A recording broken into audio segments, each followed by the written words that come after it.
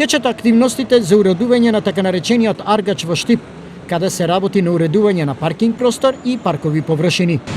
Се работи за 900 метри квадратни асфалтна површина, нов слој на асфалт кој што се поставува во овој момент, а веќе од утре започнува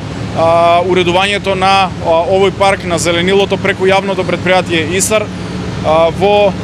димензии од 600 метри квадратни и инвестицијата е некаде 1,8 милиони денари само на паркот и некаде околу 600.000 денари на улицата и паркиралиштето. Освен ова активност која е ставена во програмата за 2020 година, јавното претпријатие нема да застане тука со уредување и подигање нови зелени површини. Следни активности ќе биде паркот кај зградата Рови,